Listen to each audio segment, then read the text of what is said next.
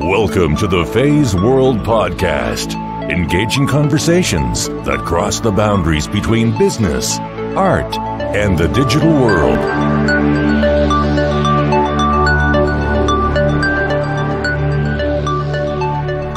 Hello everyone, it is now past midnight on Thursday. So clearly when you decide to take on an ambitious project while maintaining a full-time job, this is what will happen. But clearly I'm having a ton of fun and I have a ton of excuses to see all my friends. Most of them I haven't seen for years, with some I'm in pretty close contact with. So living in their brains, in their heads, are quite interesting when you conduct interviews such as this. But anyway, you're listening to episode number 3, which is part 2 of my conversation with Josh Green on the Feisworld podcast. So if you haven't listened to episode 2, part 1, I highly recommend that you do so. However, just like a show such as CSI, you could start listening to this part and then go back to the previous one if needed. Let's see. Josh Green has an enormous amount of brain power, and he is not afraid to speak his mind. This helps us not to stay at the surface level, but really dive in very deep on any topic. Josh will give you all he has. In this episode, Josh talks about his most recent book published called Spreadable Media, which was published in 2013.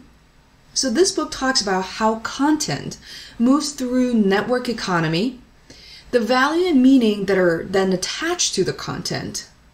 The core of our conversation focuses on why it's more important about the action and multitude of people, the roles they play, and not so much or not exclusively the content itself. The same findings, conclusions, also apply to Justin Bieber on the things that you might not thought about that significantly contributed to his success. So tune in, no need to take notes. All the show notes, links, and other resources are at your fingertips by going to feisworld.com. That again is Feisworld. Thank you so much.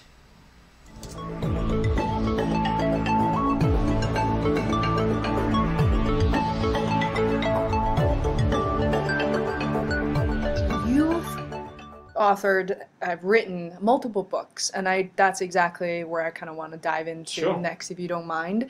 So 3 books you've written. 2 books. 2 books. I don't know what my 3rd book may have been. I saw 3 on LinkedIn. Why is that? I have no idea. Maybe I wrote a 3rd book.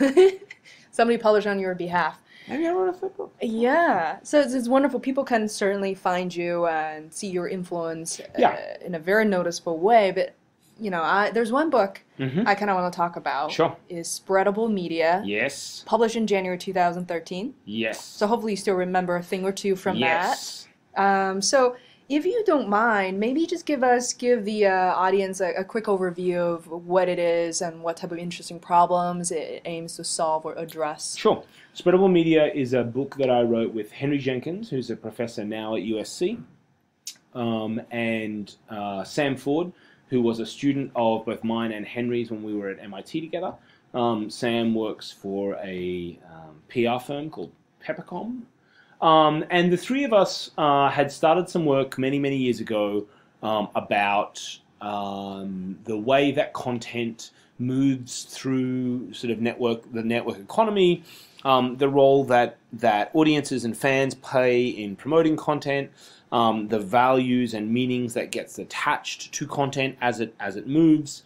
And the book Spreadable Media looks at the logics that help us understand how content moves around the internet, through interpersonal networks, through digital networks, the ways that companies are taking advantage of that, and what consumers are doing, fans, audiences, amateur media makers, pro-ams, in order to participate. So the work started many, many years ago as a deconstruction of the proposition of viral, right? The idea that you can create a piece of content that in and of itself, contains some kind of unique specialness that compels people to share and to promote and to pass it along. Well, there's a whole lot of really difficult ideas with the proposition of viral content. I think it's a flawed metaphor for describing the way that content spreads, because it pushes the onus onto the content. It suggests that that there is something innate. It's a very scientific view of the way that that material travels around. When I say scientific, I want to contrast it with a cultural perspective, which says that that content is shared because people share it. Mm-hmm. So the act of share. Yes, we can reduce the barriers by making it easier to share content with one-click buttons, whole mechanical things we can do. One-click buttons, encouragement, inducement, competitions, to share, rewarding people for sharing a lot, for being good sharers. All of these things can encourage content to spread, but we still need to, there are still individual motivations. Even if they are, hey, I would like to be the #1 most sharingest person, on Facebook. Like, that is an individual motivation that is more about the actions of people than it is about the nature of the content itself. And so we started by looking at the ways that this metaphor of viralness was being used to describe material, right? It's very attractive for a creative agency because it suggests that if we just think and create hard enough, we'll create some magical something that everyone will just, will sweep them up and they won't be able to help themselves. Well, and of course, that's not how the world works, right? I share content with somebody else because it helps to reinforce the bond that I have with them, right? And that bond might come in a variety of forms. It might make me look funny. It might make me look smart. It might, bring joy to a community, right? It might help me, might give my mum a nice little laugh. It might advance my political agenda. It might enable me to incite a riot. These are all the multitude of reasons that people share content. So the proposition behind Spreadable Media was that if you wanted to understand the ways that material moves through the internet, through networked economies, you needed to look at the role that people played in distributing content, not exclusively at the content itself. Right? Yes, there are things within content that will, there is such a thing as successful content. Mm-hmm. One of the challenges, but is it's very difficult to determine what successful content is before it has become successful. That is very fascinating. I have 2 follow-up questions Give them right to me. Now. I love how you use the term difficult ideas in the process. I want to understand what are some of the 2 to 3 difficult, or what what makes them challenging, and that's sort of part 1. And 2, as you're articulating this, just make it very clear to our audience that when this book was published in January 2013, of course, it was written and prepared way beforehand. Started the work in 2009. Wow. So it's a 4-year process. That is before you had a peek into the advertising agency. Absolutely. So how has that changed? Because you witness a lot of the things, possibly, contradicts to what you state in the book. Things that don't do, the do's and don'ts. Probably you witness equal, trying to be pleasantly say that equal balance of do's and don'ts. And how do you interpret all that? So on the topic of difficult ideas, I think that difficult ideas are. I don't know if I would use. I don't know that I use the expression "difficult ideas" very often. I really like complex problems, right? But the thing that makes viralness a difficult idea is it's very it makes plain sense. Like when you look at it, you're like, oh, I see how that works. But when you dig into it, that's actually not how it works at all. And I think the thing that makes it so difficult is that in order to understand what it is, how it operates, what is to describe the process that the notion of viral tries to sum up. You need to actually look at a complex interplay of other factors, right? And so this connects, I think, to your second question. I have spent a career, my academic work When I did my PhD, it was partly about television branding strategies and the mobilization of foreign programming in Australia and its reception. And so that was about looking, in order to understand the meaning that a set of programs had for an audience, you needed to look at the industrial factors that brought them to market. So why was that program, and I studied Dawson's Creek in my dissertation work, so why was that program successful in the Australian context? Had to do with a range of factors that had to do with the type of program it was, other programs which were successful at the same time, the way that it was programmed and scheduled on the network, the brand purposes that the network was trying to achieve, the economic logics that made, say, importing a US teen drama make sense, the ways that audiences came around that program, the alternative programs they had, their contemporary experience and how that contributed to the success of the program, advertising materials. You had to look at the celebrity culture. So, in order to understand why, to answer the question, why was Dawson's Creek successful, on Australian television in 2004, whenever it was, you need to understand all of those factors, right? Because all of those factors, to differing degrees, contribute to the success of that program. So, excuse me, since coming in, so I had spent a career studying the way that content was used by industry, if you like. So industry in this sense being, the broadcasters, because I studied television more than I did film, but still studying broadcast television these days, all broadcast material in the US is produced by a conglomerate, right? So 20th Century Fox, which is the studio, has 20th Century Television, which is the TV station that produces content, some of which runs on local Fox affiliates, some of which runs on other broadcast stations, some of which goes to cable. And so in order to understand the interplay of those things, you have to understand how all of those things work together.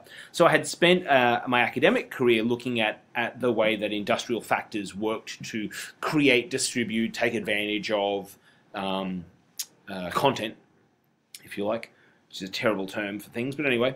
And so it's been interesting since coming into the advertising industry in particular, and I'd done some work with advertisers over the years before I came into the industry, but coming into the industry in particular, one of the things that has been so revealing is I believe that the cultural understandings that we were reaching for in Spreadable Media, in contrast to scientific propositions around include 2 pictures of a dog and your content will be successful. I believe that those cultural factors are even more important, because when you look around any corporation, you realize that corporations are made of people, right? Like Soylent Green, they're made of people. They chew people up and they spit people out. But they are made of people, and those people are acting in the ways that we all act as people, right? They are acting based on imperfect sets of knowledge. They are acting, under time constraints. They are acting to the best of their ability with the tools that they have, right? But they don't have complete and full agency, right? They need to make meaning and the objects that they are producing and creating from the tools that they have to hand, not perhaps from the tools that they would choose. You may have imperfect research. You may have no time to do research. You may not be able to, fully test something in the market. You may not be able to control the testing. You may think that testing is a thing that you need to do. You may have to do it at a certain budget. You may, be understaffed. You may be overworked. Like, all of those things produce a set of conditions in which we all, create the things that we create. And so when we think about, why does content work, having now worked within the industry, I understand. I think we were right from outside the industry. Sometimes nobody knows why content works. It just does. And sometimes somebody thinks content's going to work because they've got good taste. I think taste is incredibly important for for succeeding in the world, right? I think that you can try and you can rely on a whole bunch of data, and that's one way to get certainty. But if you have good taste, you know, if you are able to make decisions that feel right and justify them on the basis of, I think, a broad set of general happenings, you know, then I think, you know, you will do just as well, and in fact probably better than somebody, you know, who relies so heavily on data points. You know, I think that taste and good taste comes from having a distinct point of view, keeping up to date on, you know, the cultural mood of the populace.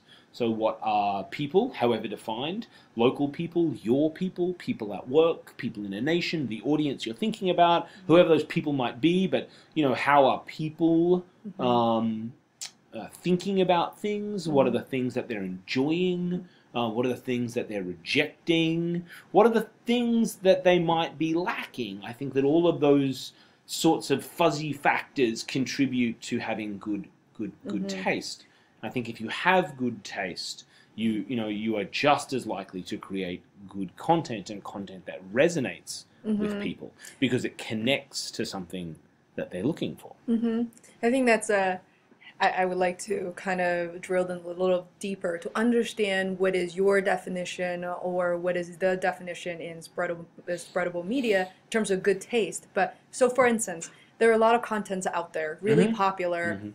They do not necessarily represent good taste. For example, I mean, I find, you know, Justin Bieber, I know he's very talented. I'm way older than, say, my cousins who understand exactly how he got here and why. But, so for instance, not to assume that was ever used as a case study, but, you know, looking at that viral video and many other thousands of videos out there, what are some of the analogies or, you know, how does that play into the survivor bias and, you know, kind of painting the bullseye after the arrow has hit and all these things? And I could argue that I think the book is painting, not just speaking to the book, but a philosophy of things we can control versus things we cannot control. And I can argue there are most of the things we can't really control or even predict. But if we think, so let's think about Justin Bieber and just, I mean, I spend many hours of every day thinking about Justin Bieber. You know, so one of the things that we talk about in the book is that if you're looking to try and understand content which is going to be successful, you know, you need to look at the things that people are celebrating themselves and the things that they're that they are enjoying, because they have so many venues these days that provide us as audiences with ways to promote, support, you know, enrich and reward content that we enjoy. So Justin Bieber was a Canadian busker when he was a child star, but actually he wasn't a child star. He, excuse me, he had some song and dance training. But Justin Bieber was busking, and his a recording of him busking was placed onto YouTube, where it was discovered by an A&R person and went into a typical talent development pipeline. You know, like, that's the story of Justin Bieber, right? Like, why is Justin Bieber successful? You know, he when someone saw him busking and uploaded that video to YouTube, and I don't know who it was. I don't spend a lot of time thinking about Justin Bieber. It may have been his mother who may have been spreading that content not because she was filled with some kind of compelling need because of his angelic voice, but because she was a proud mother. You know, because she wanted her boy to be recognized, right? If it was not his mother, it may have been somebody who was amazed at how good this busker was and wanted to share that with people because, you know, they felt some sense of awe or wonder, you know, and they wanted others to confirm, you know, that what they thought was wonderful and perhaps experience some joy, you know, themselves. Already we have two different narratives for why Justin Bieber may have succeeded that have nothing to do with, you know, his ability to sing affected our brains in a particular way that we became zombies and could not help but listen to Justin Bieber. You know, talent scouts have for a long time been trawling these public pro-am networks. My first book was about YouTube. The way that the way that YouTube functions within society as a platform to launch careers, you know, and talent scouts who, you know, A&R guys and gals and people who break acts, you know, who used to spend their time going to shows, you know, in order to find something that resonated with them, that they thought would resonate with other audiences, right? They are people who have taste and who leverage their taste, you know, to try and make successes. So someone, you know, found this video of Justin Bieber and thought there is a talent here. He has a number of factors that will work. He will, you know, satisfy the things that we know that make, you know, young boys successful with teenage and preteen girls, right? He was attractive. He had an angelic voice. He was like baby-faced. He had a certain, you know, degree of talent, right? He could do all of the mechanical things. He could sing and he could dance, and I don't know if he can act, but maybe he could, right? Triple threat. You know, so already, you know, he meets a cultural profile that we have for a successful type of act, and he has some of the necessarily talents in order to do that. He was also willing to work, right? Because there are many people who might satisfy the first two, but who are not interested, who are too lazy, too shy, you know, too shy, exactly, right? Yeah. But you know, but Bieber was willing to, you know, willing to work. Yeah. Then you know, they had a very, you know, they had a mold that they could put him in. What we need to realize is that Justin Bieber, for that A&R guy or girl, or for that record company, was one of a number of shots that they were taking. Yeah. Right? Exactly. He wasn't the only one. Yeah. Right? Now, please excuse me, people on the internet, if I have the tale of Justin Bieber wrong, and if he's pulled himself up by his boots and did it all on him, you know, on his own, and he's an independent artist. That's a completely different story. But you know, I do not believe that's the case. So please send me emails if I have the Justin Bieber story wrong. But the point I want to point out is that Justin Bieber may have succeeded against the odds, right? He may have been one of 100 acts that they launched that year, and indeed he may have been one of a dozen, 2 dozen, right? Potential like male vocalist soloists that they, you know, that they launched that year. So one of the greatest challenges of working within the creative industries is that it is defined by the principle that nobody knows, right? Like nobody knows what is going to succeed. You can have all of the factors and still fail. That is true. I mean, not to say that people who didn't end up to be in Justin Bieber's position to say they have failed. There are a lot of really successful YouTube videos by millions of clicks, and they're immediately invited to, say, someone like Ellen DeGeneres' like show. Sure. Right? And how many of those people, and from little kids to adults, really had a career out of that? Very few of those, right? And not even... And you can even take it one step down, Faye, and you can look at the number of people who are similarly talented, shall we say, who upload videos that don't get hundreds of views. Yeah, exactly. Right? I was looking at this thing earlier in the week. There is a wonderful, there's a website that auto-plays videos on YouTube that have very low views. So you can watch videos that nobody has watched. And some of them are, you know, mistakes, right? Some of them are someone accidentally left the camera on and, you know, didn't understand that they were uploading it to YouTube. Some of them are attempts of people. It's like all of the blogs in the world that have one post. Right? Because somebody had a big idea about how they were going to do this. And then they realized that it's a lot harder than they, you know, than they were ready for, right? So there are all of these like video blog series that have the single video. All of these channels that have been abandoned over the years after people made 3 videos, let's say, and they weren't as funny as they thought they were, or they didn't get the audiences, or they just got busy doing something else, you know? So it's possible to see a multitude of potential Justin Biebers, shall we say, who are undiscovered and will remain undiscovered.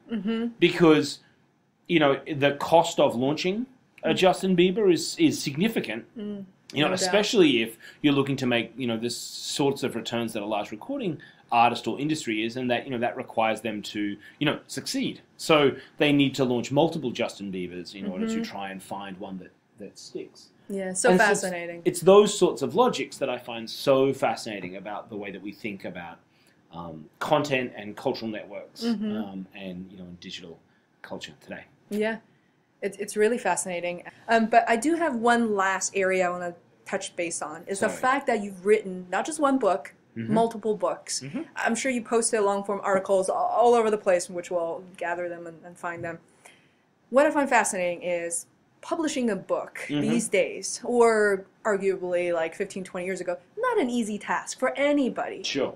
Anyone, and proofreading, and God knows what else. I'm not very experienced in this domain. Sure. And I've encountered many very talented people, or people very passionate about writing, always talked about publishing their own books, but haven't really been able to do written books. And what is that process you followed, and then some of the challenges and sort of your advice to experienced you know, writers as well as people who are So I hate writing. I absolutely abhor it, and I don't. You're a great writer. Can I just stop that? Very often. Thank you very much. Yeah. But I don't do it very often. It's like pulling teeth. So I hate writing. In fact, one of the reasons I left the academy was that I didn't like having to write for a living. So I write with other people. So I wrote with Henry and Sam. We wrote Spreadable Media, and so the three of us wrote, and I actually did a lot of editing. The three of us would write sections. We would edit and revise them. We passed the manuscript around. We wrote the whole thing in Google Docs, so that we could collaboratively work on it. We divided it up. We wrote outlines. We went, through all the processes. Writing a book is a lot like writing a college essay, or an essay whilst you're at college. Where you sort of work out what you want to say, you write an outline, and then you procrastinate, and then eventually you do it. My first book I wrote with my friend Jean Burgess. She was in Australia at the time. I was in Cambridge, Massachusetts, and so we would have writing parties. Well, after we had determined we'd written the outline for a chapter. I would do it in the evenings and she would do it in the morning, because that was the time zone lineups. We would turn Skype on and we would sit and we would write collaboratively together. So I hate writing, so my advice is to write with friends, because it means you don't have to do all of the writing yourself. There is an awful lot, and my books are academic books, so they're published by academic publishers, so they need to be peer-reviewed, so they get reviewed. It's not quite like a peer-reviewed journal article, but they certainly, they get sent out to 3 or 4 reviewers who send you a multitude of comments. So, the writing process is an incredible process of hurry up and wait. You write, and that, costs you a good chunk of your soul.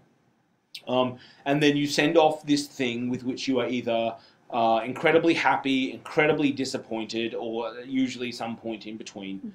The wad of papers goes to your editor, who then reads it, and hopefully they've read it progressively as you're going, but they read it, they get very excited, they send you back a bunch of notes. You then find time to sit and edit all of those, make those edits, those changes. And then in the academic world, it's then sent out to readers who read it, and that takes a couple of weeks. I mean, I've read books as a reader for other people. And I always try and do it relatively quickly, but some people take a long time. I remember we got one review for Spreadable, and Spreadable Media is 500-something pages. Like, it was a significant book for anybody to read. But we got one review back so long after we had sent it out that we had all forgotten that we'd actually sent it out to a third person. And so we sent it back, and we were like, we've already made a bunch, we finished the next round of edits. Anyway, so you do that, and then, you make a bunch of edits, and then it goes into the production process. And, these days that is inordinately long, particularly at an academic press. And you need to proofread it and all of this sort of stuff. And, it leaves me wondering quite often what specific role publishers play within the publishing process. Because, they used to be responsible for a whole bunch of mechanical come-to-market factors, right? Printing books, typesetting, proofreading, editorial advice, a distribution network, sales functions, and some sort of promotional network, as well as a brand imprimatur. So, when you publish with a certain press, they have a certain reputation. They can place your book alongside other books, so that it gets noticed and those sorts of things. I think editorial guidance is absolutely necessary. But some of the value of the other pieces, I do wonder about. When I say all of that, and I turn my nose up at a self-published book and would not self-publish a book, there's still a sort of a stink of amateurism, perhaps, to self-publishing, although that's changing. But there's still, I think there's still a stink of enthusiasm to self-publishing, and I'll explain myself, because these are the sorts of comments that get me in trouble on the internet. So I think that sometimes when you see a self-published book, the assumption is, true or not, that it hasn't been through as rigorous an editorial process as a press published book. And if that's the case, have the ideas been vetted as, now this is going to get me in trouble on the internet, have the ideas been vetted as worthy for contribution to public thought?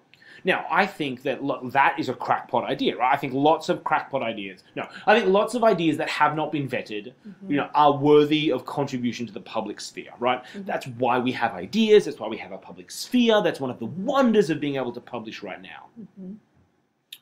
I don't think that I'm not trying to make an argument about worthy and unworthy books, because there is a lot of politics and a lot of class. So factors of class and factors of politics, factors of access, factors of privilege, all affect whether you can get published or not, right? I, for instance, was privileged enough to be working at a university where my job could be publishing a book, right? So for a good period of the years between 2007 and 2009-10, I spent a good portion of many days working on manuscripts. That's a privilege that a lot of people don't have, right? It was, to a certain extent, my job. One part of my job was to produce books. And so, I think that it is difficult to get published. And it comes with, a certain range of things, right? Publishers are still gatekeepers, right? They make determinations about what will or will not fit within their press, and that's usually based on what they do or they don't think that they can sell. So at what point did we decide that the free market, right, capitalism, should be the ultimate deciding factor about the ideas that get out into the world? And of course, the wonder of the internet is that it has enabled us to step around those logics, right? You can put anything on the internet, and indeed self-publishing democratizes publishing, right? Because it does not need to be tied to the logics of the free market or the logics of capitalism in order for your idea to get out into the world, right? And if we decide that that's what that is the filter, then we end up in an environment that is problematic. All of that said, there's still something about self-publishing, and maybe it's just my snooty academicness, maybe it's that I'm still, struggling within the sort of amazement and wonder at someone else validating ideas. There's something about self-publishing that still gives me pause as an avenue to go down. And I think it has to do with the proposition that ideas have been tested and found a valuable contribution. Do you consider podcasting and blogging, that type of outlets, also as part of self-publishing, or strictly? So that's really interesting, because so they are self-publishing platforms, right? I mean, you don't need to ask anyone if you can run Feisworld, right? Right. Now, is Feisworld a valuable contribution to knowledge? Probably, right? You're a clever person. I think you have good taste, and I think you're interested in other people who are clever. I think you probably have an idea about what your audience wants to hear about, and so you'll probably produce content that is appealing to them. Save this interview, which no one will want to listen to. It is a self-publishing platform. It is of value, right? We have many more perspectives now, and we have access to many more perspectives.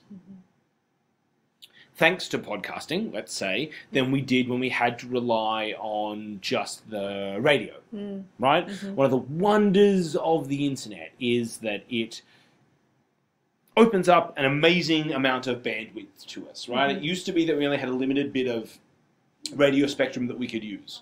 Let's say, even though we have whole empty channels and whatever, it's the broadcasting spectrum is still a finite thing. The internet, there's nothing finite about it, right? We can just keep stacking servers on and increasing the space, which means you can get your content out there into the world and should, right? There have been a multitude of wonderful things that have happened, that have emerged out of the democratization of publishing that has come about as a result of the internet.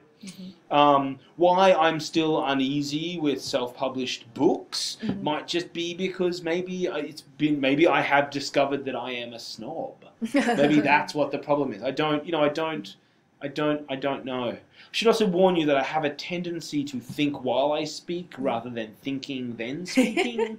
No, that's totally fine. I find the publishing process to be fascinating. You've probably given a lot more insight to sort of what everyday people are even exposed to. Sure. That was really interesting.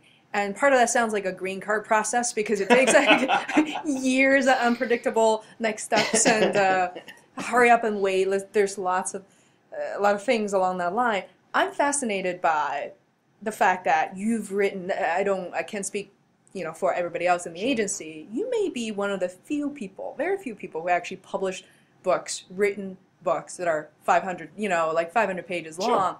And I wonder, when you go to interviews, whether with Arnold or elsewhere, people are like, oh my goodness, this is such a clearly differentiator on your resume. Sure. And I'm smiling right now because it takes a lot for a project manager to say, consider PMP, getting certified. It's like, oh, that, it's a 2-hour exam. There's a book I need to read. But the fact that you have to write one, has that, contributed to your own career path, is giving you an edge? Interesting.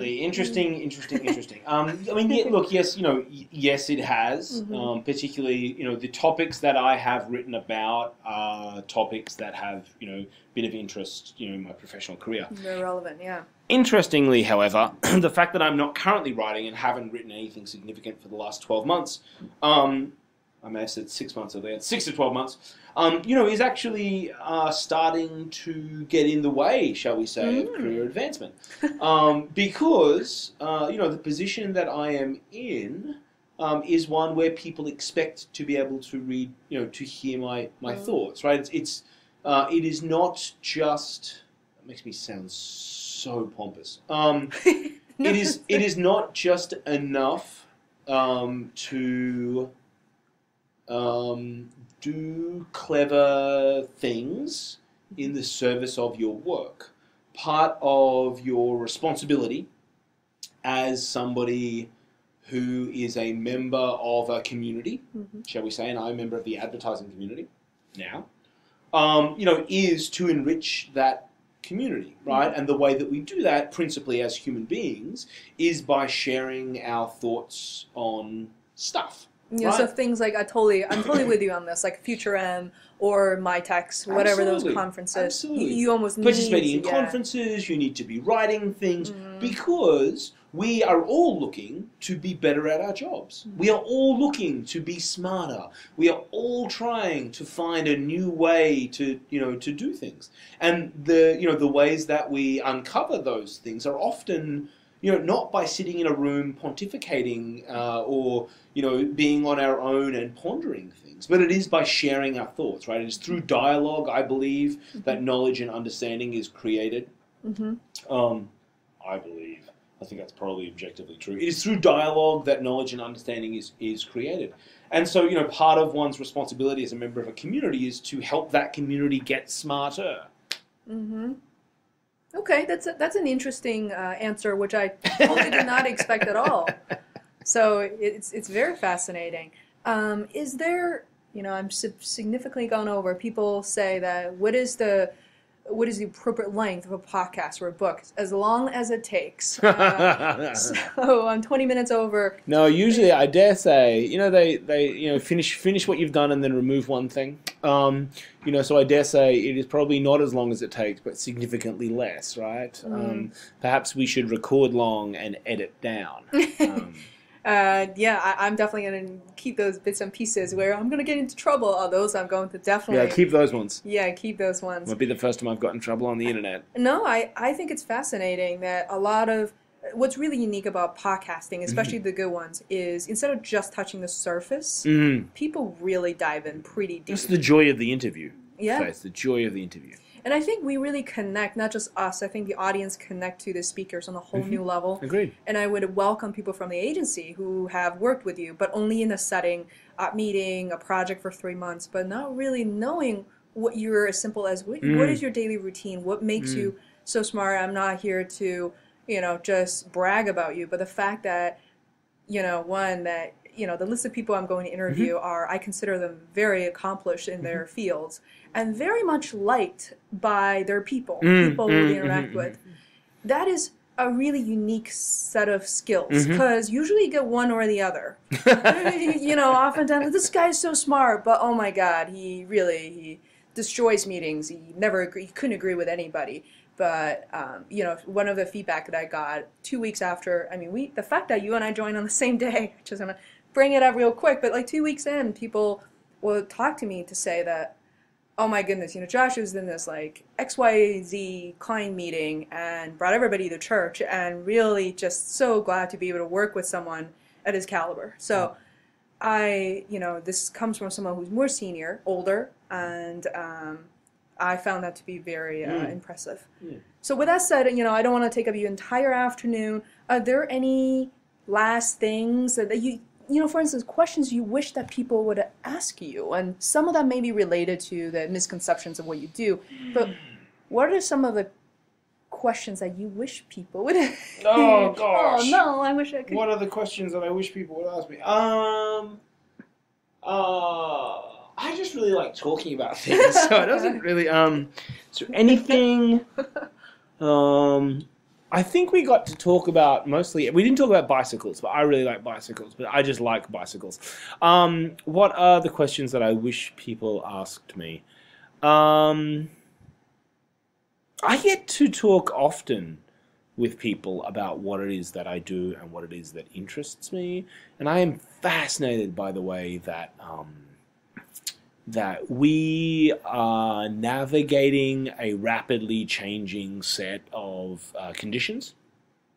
We think about our agency as human beings. We think about what we have control over. We think about what we ask each other to do, in our interactions, in business and in life.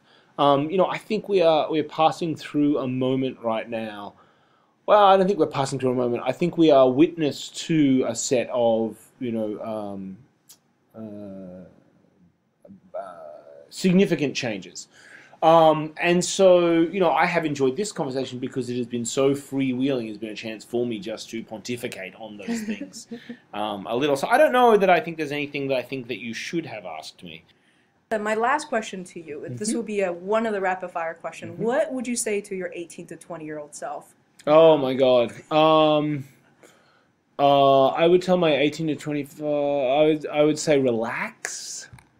Are you? Oh wow! Are you kidding me? Yeah, I would tell my 18-year-old self to relax. I'd tell him to buy that motorcycle because I didn't buy it until I was much older.